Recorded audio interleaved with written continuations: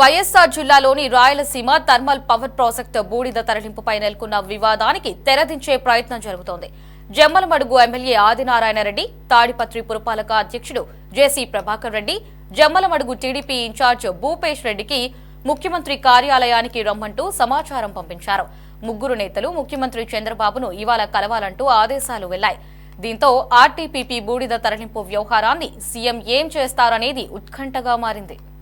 ఇప్పుడు వేరే ఉంటున్నారు వల్ల ఎవరు వాళ్ళు మాకు సంబంధమే లేదు. ఓ బండి వాళ్ళతో తీసుకోవాలంట. ఒకరోజు ఒక బండి పంపిస్తే ఒకరోజు ఒక బండి ఇస్తారు. ఎవరిని అలా కదా మీరు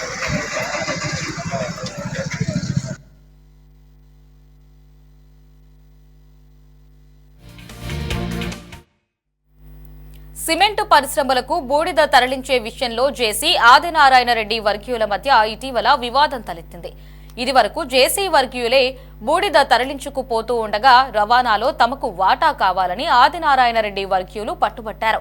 ఈ నేపథ్యంలో బూడిదను వాహనాల్లో నింపకుండా జమ్మలమడుగు ఎమ్మెల్యే వర్గీయులు అడ్డుకున్నారు. ఆదినారాయణ రెడ్డి వర్గీయులు బూడిద లారీలు తాడిపత్రి రాకుండా జేసీ ప్రభాకర్ రెడ్డి అడ్డగించారు. ఈ వివాదం ముదరడం, ఆర్టీపీపీ వద్ద యుద్ధ వాతావరణం నెలకొనడంపై సీఎం చంద్రబాబు 2 రోజుల క్రిందట తీవ్ర ఆగ్రహం వ్యక్తం చేశారు. శాంతి భద్రతల విషయంలో రాజీ పడబోమంటూ నేతలను హెచ్చరించారు. ఈ తరుణంలో ముఖ్యమంత్రి వద్ద జరిగే సమావేశానికి ముగ్గురు నాయకులకు సమాచారం అందింది.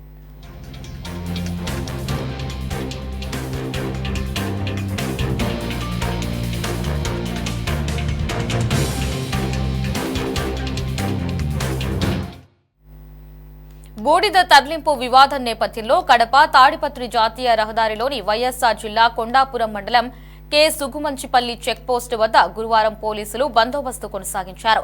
కొండాపురం, తాళ్ల ప్రొద్దుటూరు ఠాణాల పరిధిలో 144 సెక్షన్ విధించారు.